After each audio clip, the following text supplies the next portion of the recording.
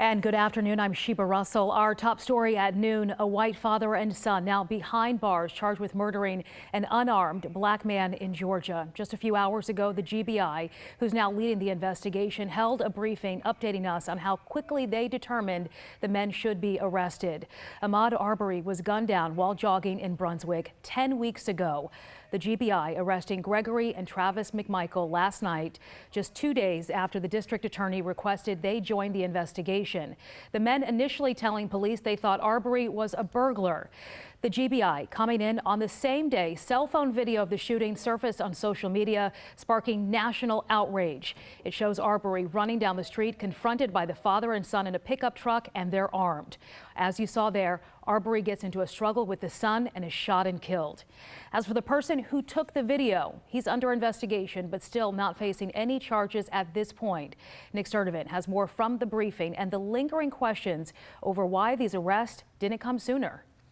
At this morning's press conference, GBI Director Vic Reynolds said that agents are continuing to dig through the evidence and that they are going where the facts take them. Reynolds was adamant that this is an ongoing investigation. He said everyone, including the person who shot the video, is being investigated. Reynolds did not comment on how other agencies handled it before they stepped in and made it clear that the GBI doesn't investigate until they are requested to. He also called the video of Arbery being shot and killed a very important piece of evidence. He had this to say, too. Without any hesitation, that regardless of the amount of social media, regardless of the amount of the mainstream media attention, regardless of the emotion, regardless of a supposed timeline, none of that matters to the GBI. It doesn't matter who the person is. It doesn't matter who the victim is. It doesn't matter who potential defendants are.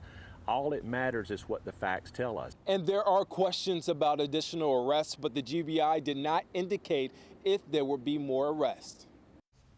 Law enforcement have not publicly released the name of the man who recorded the video, but the man who released it is an attorney and a family friend of the McMichaels. In a statement given to the media, Alan Tucker says, quote, "My sole purpose in releasing the video was absolute transparency because my community was being ripped apart by erroneous accusations and assumptions." An attorney for Arbery's family says the Glynn County DA's office has had that video for weeks. The 911 calls from that day also just publicly released. 911, what's the address of your emergency? I'm out here at Satilla Shores. There's a black male running down the street. Satilla, where at Satilla Shores? I don't know what street we're on. Stop right there! Stop! Sir, hello, sir. Sir, where you at? Hello? Hello? Again, that was in February. Cameras were there last night as both Gregory and Travis McMichael were taken into custody. This racially charged case and delay in arrest also coming under scrutiny because of the father's ties to law enforcement.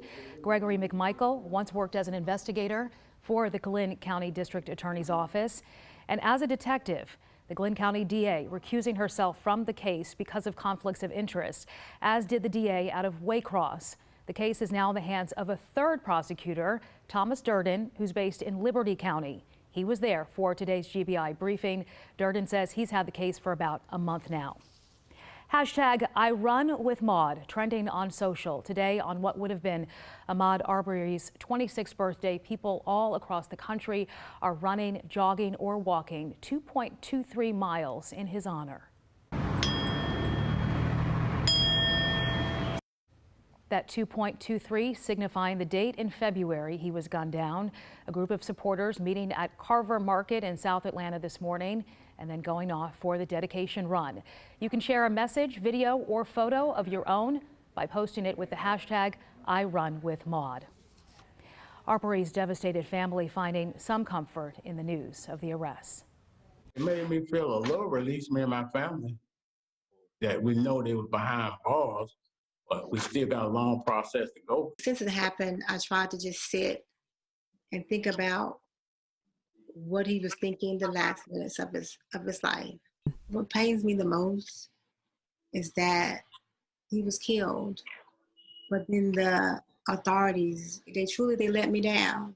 I come to tell America that Ahmaud blood blood cries. Tony Green blood cries. Emmett Till blood cries. Sandra Bland blood cries. Freddie Gray blood cries. And so today I run with Ahmaud. Emotions running high today as people rallied in Glynn County. Georgia's NAACP had already planned this protest at the county courthouse to show support for Ahmaud's family and to demand action from investigators. Despite the arrest, speakers made it clear the fight for justice is far from over. This is not a celebration. This is just a step in the right direction. I personally will not be satisfied until justice is totally rendered. And I will not just stop right here. I'm going to always run with Ahmaud.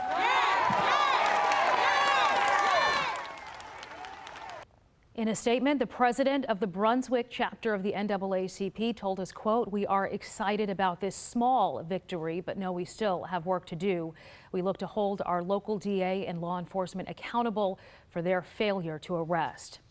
An online petition demanding justice for Ahmaud racking up more than 500,000 signatures since it launched. I just checked, and it has nearly 700,000 signatures right now. 11 Alive was the first local station to speak with the attorney for Ahmaud Arbery's family following the arrest. Lee Merritt talked to Up Late anchor Aisha Howard last night about the moment he got the call and what's next. Mr. Merritt, we know that this arrest is just the first step. It is a long way from charges to conviction. So tell me, what was it like on the eve of Ahmaud's 26th birthday to get the call that the McMichaels had been arrested 10 weeks later? You know, it was very relieving for this family. As soon as I learned from a Georgia Bureau of Investigation agent, and I called Ahmaud's mom right away, Wanda Cooper. And you know what? She gave me a big exhale, and she was very, very excited about the indictment. About the arrest. But she remained still very stoic, as she's sort of remained during this entire process. You can tell that she's really focused on seeing these men convicted and appropriately sentenced. And so we're getting a lot of questions tonight about the man who recorded the video and what's going to happen with him. Do we know any update about the status of an arrest or charges coming for him? My understanding is that he is still being investigated, and that there's a strong likelihood that he will also be charged. But at this point, they don't have enough evidence to move forward with charges. And so what do you say about the social media reaction in that video coming out? Things just really, really turned up this week, and it seems like it went from nothing to a whole lot of something fast. Right. So it's important to note that the video was already in the hands of prosecutors and investigators prior to it being released publicly. And so what we learned from that is it was the public reaction that caused the major shift in this case. And so what I hope people take away from that is that it's going to be their continued investment that will ensure that justice is done in this case. Okay, and so from your perspective with this, talk about the plans to go forward. What can we expect next out of this case? Well, we still need to see the arrest, I believe, of the third suspect.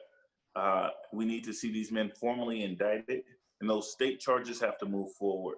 I believe, and the family is asking for a special prosecutor for the state charges. But when I say I specify state charges because we believe that there should also be parallel federal charges.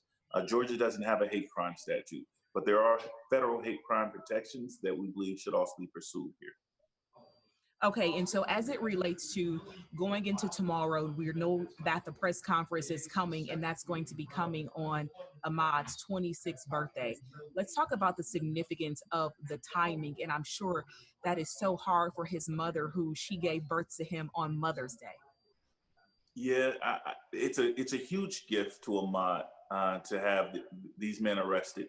It's a tragedy that it took over 10 weeks for these men to be arrested, but for it to come on this eve, tomorrow, Ahmaud's birthday, was always going to be hard for his family. It was going to be very, very hard for Ms. Cooper, but this softens the blow just a bit, and it takes her into the Mother's Day weekend with just a little bit of relief.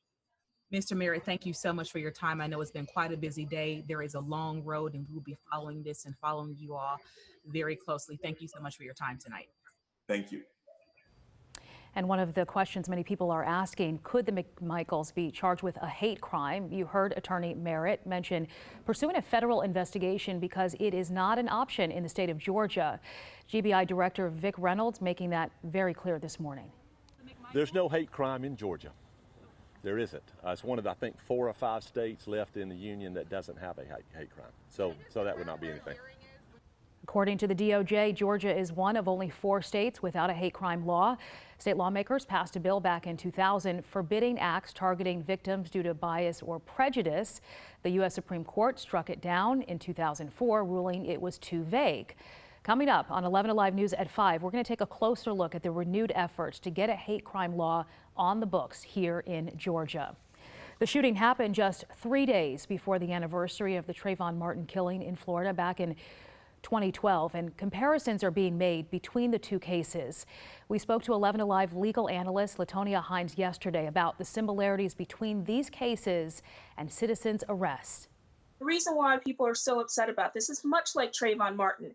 It becomes this issue of, is it because he's running, and so is it that he is running away from something, or is his reaction because somebody is following behind him? So is it truly self-defense, or is it that he's defending himself? And it becomes very kind of murky. And what also makes it very emotional in these types of cases, and I mentioned Trayvon Martin just because in that case, you have a situation of a person who is being pursued on some levels by somebody who is not working in their capacity as a law enforcement person. It's just a regular person, as you would say, like when you're talking about citizens' arrest. And at what point does a citizen have the right to continue pursuing someone? And then at this point in time, we get to the point of, is it self-defense or not? And since my interview with Latonia, the Martin family attorney Ben Crump has since joined the Georgia case.